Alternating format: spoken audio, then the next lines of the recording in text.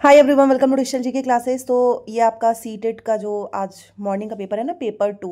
तो जिसने भी लैंग्वेज 1 रखा होगा उन सबका है। लैंग्वेज 1 आपको पता है, ये 91 से लेकर 120 तक।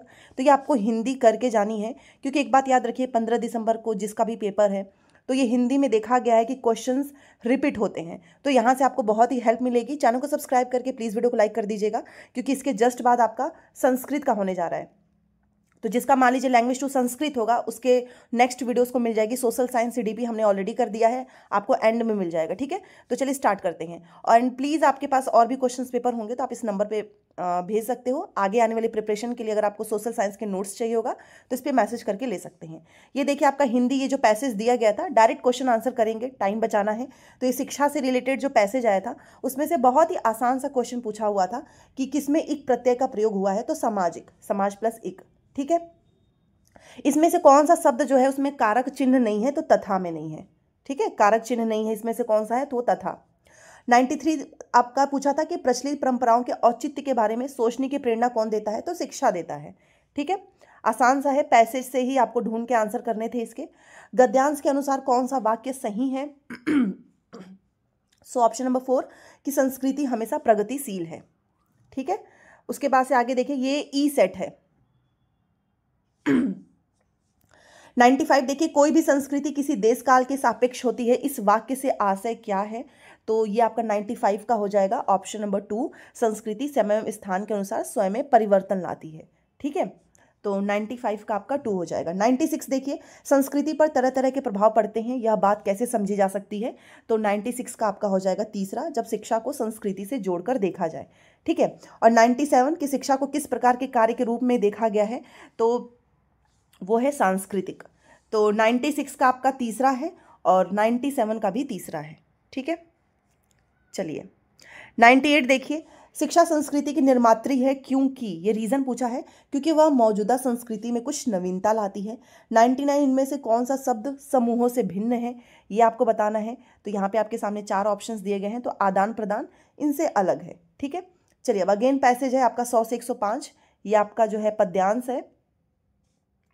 यहाँ पर देखिए 100 में पूछा था कि भिन्न शब्द की पहचान करो, तो आपका ये हो जाएगा जल अस्थियाँ, जला अस्थियाँ। ठीक है, 100 का आपका तीसरा हो जाएगा। 101 में आपका दूसरा होगा ललकार, इसमें सिंहनाद शब्द से आशय पूछा था, तो ये आपका 101 का हो जाएगा दूसरा। कलम आज उनकी जय बोल पंक्ति से सॉरी क्या अभिप्राय है? तो ये आपका दूसरा होगा, देश के लिए समर्पित, लोगों के लिए लिखा जाए। 103 छिटकाई जिन्ने चिनगारी पंक्ति में ये जो रेखांकित शब्द है किसके लिए प्रयुक्त हुआ है? तो ये आपका 103 है। ठीक है, इसका हो जाएगा स्वतंत्र सेनानी। चलिए 104 देखिए, निस्वार्थ भाव से अपने प्राणों का बलिदान कर दिया, यह भाव किस पंक्ति में मुखरित हुआ है? तो ये आपका हो जाएगा कि किसी दिन मांगा नहीं स्नेह मुख खोल, पहला हो जाएगा। 105 देखिए, इस पद्यांश में कौन सी भावना अभिव्यक्त हुई है? तो ये 105 का आपका हो जाएगा देश प्रेम। ठीक है,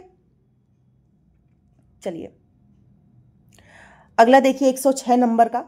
तो ये आपका 106 नंबर का जो है इसका राइट आंसर हो जाएगा, ये बॉटम अप होगा, अधो सिर मुखी उपागम। अपर्णा कक्षा 5 की शिक्षार्थी ये समझती है कि किसी ऑडियो या बातचीत का अर्थ समझने के लिए श्रवण में प्रत्येक ध्वनि, शब्दों फिर वाक्यों को सुनना शामिल है। वह श्रवण अधिगम के किस उपागम युक्ति में विश्वास रखती है? तो ये आपका हो जाएगा बॉटम अप। ठीक है, 106 का ध्यान रखिएगा दूसरा। 107 है, कक्षा 6 की अध्यापक आज पढ़ी जाने वाली भाषा सामग्री को शिक्षार्थियों के पूर्व ज्ञान और अनुभव से जोड़ने के लिए वार्म अप गतिविधि करवाती है। पाठ्य सामग्री पढ़ाना शुरू करने से पहले शिक्षार्थियों को पाठ्य सामग्री के चित्र देखने के लिए कहती है। तो क्या करवाना चाह रही है, ये आपसे पूछा है। तो चित्रों को समझने की क्षमता को विकसित करना, दैट्स इट, बहुत ही आसान सा है ये। अगला देखिए 108। तो 108 का जो है उसका आपका पहला हो जाएगा पोर्टफोलियो, शिक्षार्थियों द्वारा हुए अधिगम के उदाहरणों का सतत रूप रखा गया रिकॉर्ड क्या कहलाएगा? पोर्टफोलियो। 109, निम्नलिखित में से कौन सा भाषा के बारे में जानने से संबंधित है? ये आपसे पूछा है, तो वो आपका हो जाएगा प्रक्रियात्मक ज्ञान। ठीक है, 110 यहाँ आपके सामने है, इसका पहला हो जाएगा। इसमें पूछा है ना कि भाषा की बोली के बारे में क्या सही है? तो भाषा की बोलियां एक क्षेत्र से दूसरे क्षेत्र में भिन्न भिन्न होती हैं। ठीक है, 111 देखिए, सामग्री की प्रामाणिकता किससे संबंधित है? ये क्वेश्चन पूछा है कि किससे संबंधित है, तो वो संबंधित है जीवन के वास्तविक संदर्भों में विकसित या फिर लिखित सामग्री।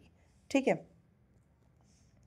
उसके बाद से आपका 112 नंबर का क्वेश्चन है, तो 112 में आपका पहला हो जाएगा। यहाँ पर जो एक मतलब कक्षा जो क्लास 6 की जो टीचर हैं वो बोलने से संबंधित गतिविधि के लिए निम्नलिखित कार्य तैयार करती हैं। रेगिस्तान और उसकी जलवायु स्थिति के बारे में कोई 5 वाक्य बोलो।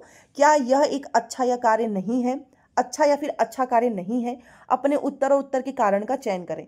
तो ये हो जाएगा यह एक अच्छा कार्य है, क्योंकि शिक्षार्थियों ने भूगोल की किताब में रेगिस्तान के बारे में पढ़ा होगा, इसलिए उनके पास बोलने के लिए सामग्री है। सो ऑप्शन नंबर 1, ठीक है, 112 का पहला हो जाएगा। उसके बाद से यहाँ पर आप 113 पे आएंगे, तो 113 में आप देख सकते हो इसका आपका जो है तीसरा होगा, 113 का आंसर तीसरा होगा, क्योंकि यहाँ पर पूछा है कि कौन सी विदेशी भाषाओं के अध्ययन के संबंध में राष्ट्रीय शिक्षा नीति 2020 के परिप्रेक्ष्य में सही नहीं है, गलत वाला बताना है।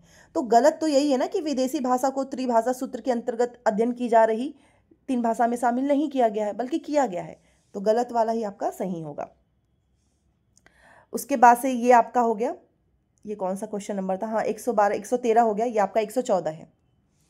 तो 114 का आपका जो है इसमें दूसरा होगा। बहुत से भारतीय जो नौकरी के लिए विदेश जाते हैं वे उस स्थान की भाषा सीखते हैं, इसको आप क्या कहोगे, संकलनात्मक प्रेरणा। 115 में आपका पहला होगा, भाषा अधिगम में सिस्टमेटिक जो दक्षता है क्या है, इस बात को समझना और प्रयोग में लाना कि भाषा एक व्यवस्था के रूप में कार्य करती है, ठीक है। देन आपका 116 है, 116 का आपका दूसरा हो जाएगा। यहाँ एक पाठ्य सामग्री या कुछ कथन है, पता लगाइए कि यह पाठ्य सामग्री किस भाषा प्रयुक्त रजिस्टर का प्रतिनिधित्व कर रही है।